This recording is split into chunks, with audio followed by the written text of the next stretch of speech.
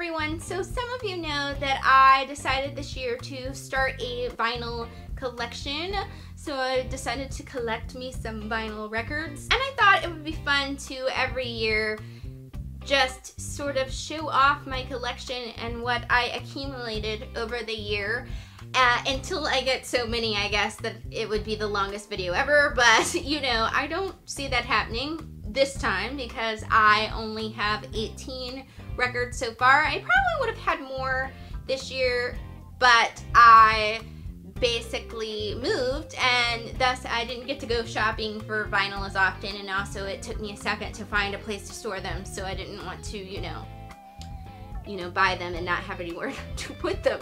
So I only have 18 this year. I did talk about some of these in a previous video that I made 7 months ago, but I have accumulated a few more that I would like to talk about. So if you've heard me talk about these before because you watched that video, sorry, but I'll try to say different things about them. I have separated my collection for this video into two sections. So the first section is all the vintage vinyl that I found that were, you know, just cool vintage finds, and the other section is the ones that I have gotten brand new. We'll start with the vintage vinyl finds. So the first one that I have is not actually one that I bought. It's one that I found in my house, and it's got a fun story because my mom was in a group called Under New Management, which was a Christian singing kind of a show group, and they made a vinyl album. They made an album. Back then, pretty much all you could listen to probably was vinyl.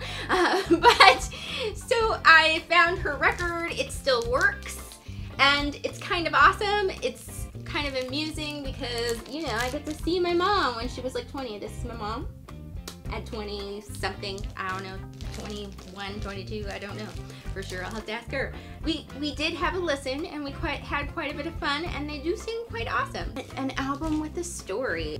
Then I have Boots by Nancy Sinatra, which has become one of my favorites in my collection. It's just girl powery and also has just great fun, and I love her vocal styling, and I like how the covers on here have a new sort of interpretation, and I think that's pretty great. So I do love this album quite a bit and listen to it quite a lot.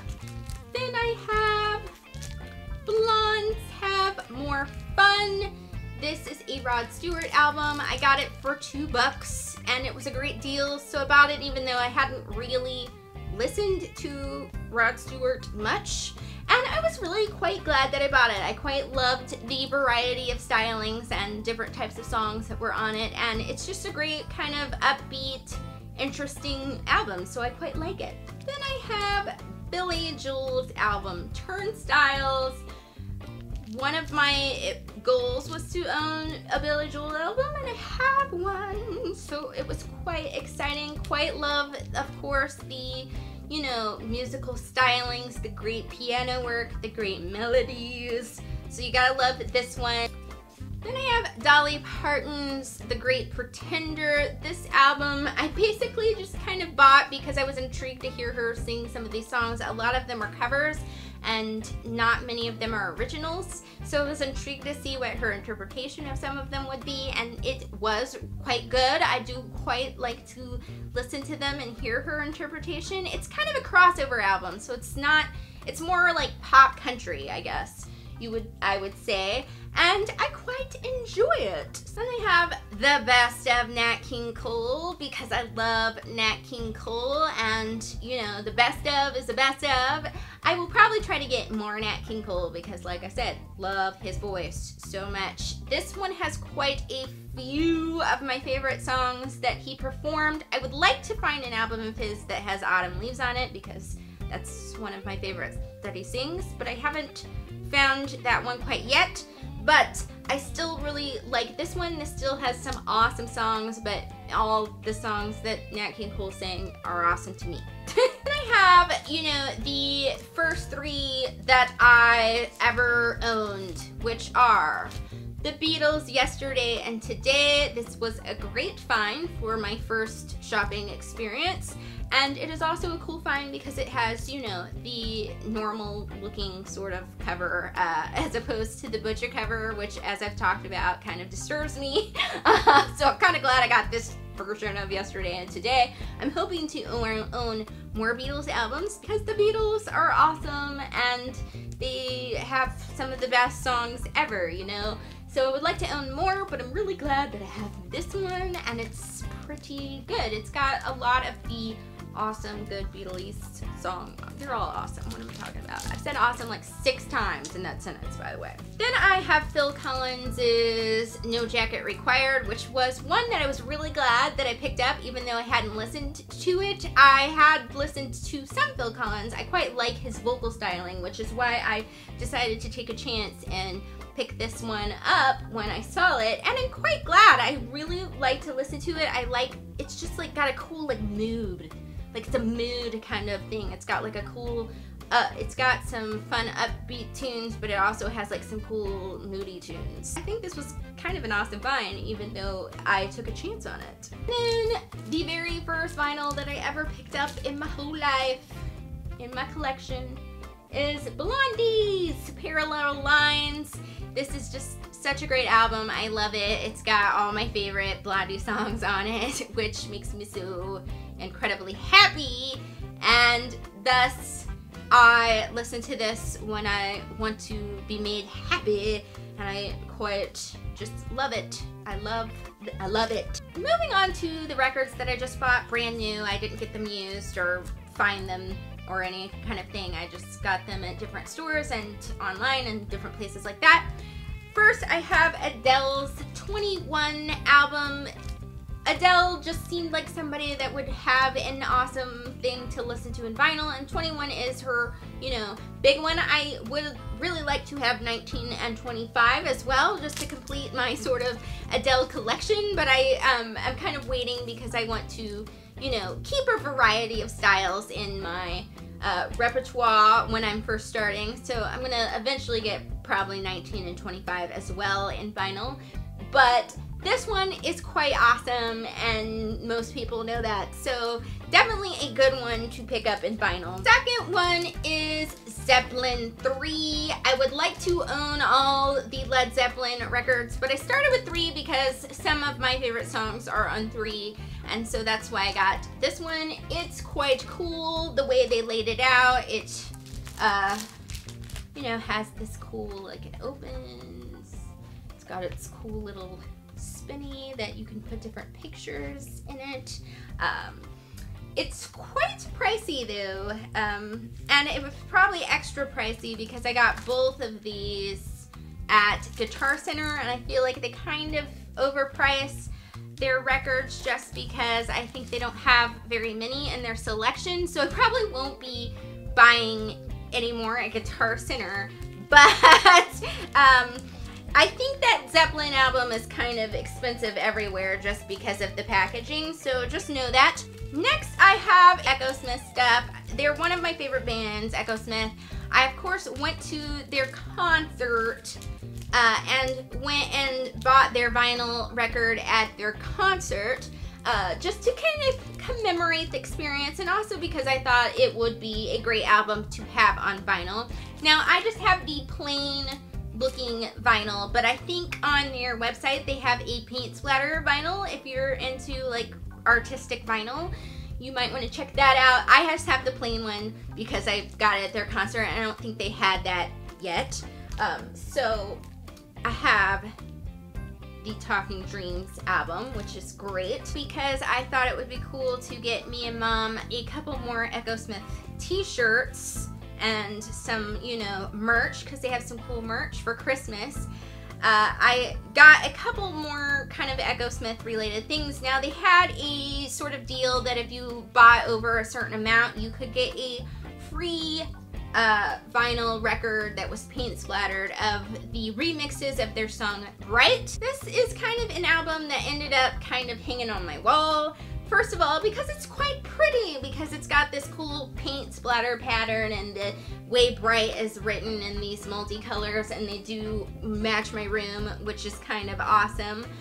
But I also kind of hang it on my wall because I like very much the first remix of Bright. I think that one is quite good. It's the Dalewood remix. I quite loved the Dalewood remix, but some of the other remixes were just kind of okay to me, so I just kind of hang this one on my wall, and it looks awesome, and that's what I do with that one. Because I was just in an Echosmith shopping mood and I wanted their limited edition Acoustic Dreams EP, I decided to just get that for myself as a treat.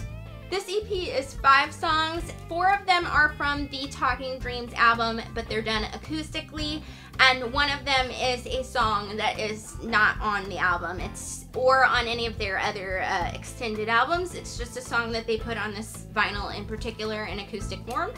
So if you're wondering if it's worth checking this out, I would say definitely check this out because they did do totally new arrangement and totally new vocal things with the acoustic version. It's also kind of cool because it is on, you know, white vinyl. So it's, you know, quite pretty. If you like colored vinyl, that is something to check out. Now, I will say that for both the Acoustic Dreams and this remix album, even though both of these appear to be, you know, the same size as the rest of my record collection, I did have to set my turntable on 48 for these to play normally and not sound, you know, ridiculously weirdly slow. So, I don't know. Maybe I'm an idiot, don't know enough about vinyl, but but do that if you find that, you know, they're playing rather strangely. These next few are records that I bought at Barnes & Noble. If you didn't know, Barnes & Noble, or at least mine, does sell vinyl, and they are, like, in terms of new vinyl, reasonably priced. So I don't mind getting some vinyl there if I'm looking for like brand new stuff. And the first one, which I was real excited about, I was with a friend and he just totally like could not get my excitement about this because he does not listen to Joni Mitchell, but I got Blue. Now this was on my like bucket list of vinyl. Like I wanted Joni Mitchell's Blue like since I started collecting vinyl, and I finally have it, and it's so wonderful and beautiful. It's one of my favorite albums of hers, and I like the packaging. It's got like the cool, it opens up and you have all the song lyrics kind of thing, and it's just great. I will say that if you want to stick it in one of these plastic jackets, it is a pain to stick in that, but don't let that reflect badly on the packaging of the album. It's still great packaging, and it's still an awesome album with some great songs. And if you haven't listened to Blue, you need to go listen to Blue. And if you can get Blue, please get it. These two are Christmas gifts this year that I got. My mom basically let me go to Barnes & Noble's and pick out some stuff for my Christmas gift. And I picked out some books as well as 2 records. The first one was Rumors by Fleetwood Mac, because I feel like no budding vinyl collection is complete without Rumors, and I definitely had to get that. So it's just an awesome album. If anybody has listened to it, you know that. And it's just got great songs and just cool things. It's got some also really cool, you know, just nice art on the way they did the photography for it and all that stuff. So yeah, I have Rumors. This last one from Barnes & Noble is a soundtrack. I realized I didn't have any soundtracks in my possession from different movies. They had a few different ones, but I decided to go with one of my favorites, which is the Virgin Suicides soundtrack. This is a soundtrack that contains songs written by the group Air. They are mostly instrumental, but there is also one theme song that does have lyrics called Playground Love on it. It's kind of a lovably unusual album, I would say. I quite love it, but maybe it wouldn't be for everyone. But it's quite a fun listen. It puts me in a nice kind of relaxed mood. I quite like the movie, but I actually think I may like the soundtrack more than the movie. And you have to too say that the artwork on the soundtrack is beautiful as well. So I have this, my first soundtrack in my collection. I'm very excited. The last album that I have, and the last one that I purchased for the year of 2015, was the greatest hits of Joan Jett and the Black Hearts. Saw this at Barnes & Noble, and I could have gotten it for my Christmas gift, but I decided for some reason that I wanted to buy it for myself, just for fun. So I actually looked it up on Amazon, and it was considerably cheaper than it was in any of the stores that I'd seen it in. So I decided to go with buying it off of Amazon for that reason. But the other cool thing about ordering vinyl on Amazon is that sometimes if Amazon themselves sells it, they have what's called an audio rip. Basically what you get with your vinyl is you get a free digital version of the whole entire album. If you're somebody like me and you're not somebody that's going to take the time to rip your vinyl with the computer and your turntable, because most turntables, if you get them now, have that ability. You can rip them into digital, but I'm not going to do it because I'm lazy. So I sometimes, if I really want it on digital, will just buy it twice. But this way, you don't have to do that because it just comes free. So you're actually getting two things of the album for the price of one, which is quite cool. I really wanted this album though because I saw Joan Jett on Guitar Center and she was just cool and her interview was amazing, and I just really like her like rough vocal quality, and it's just like cool rock music that Joan Jett and the Black Hearts do. And so if you get a greatest hits album, you're getting all the great songs.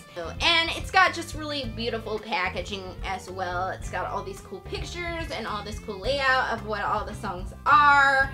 And it is a double LP, so you get the 2 records in there.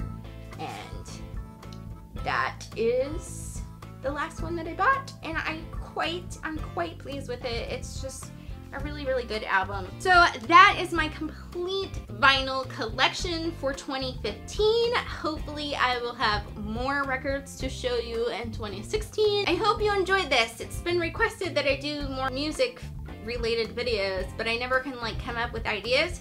So if you guys have any kind of music related video that you would like to see me do, or an album that you would like to hear me review or something like that, I'm open. Just leave, you know, that sort of info in the comments, and I'd be glad to add that to this channel if you're interested in that. Because, you know, I usually talk about books, but I like to talk about music and movies and TV too. So if you would like to suggest a music related type video that you would like to see me do, just let me know, because I'd be glad to take it into account, and I would love some ideas. So thank you for watching, and I will see you later. Bye!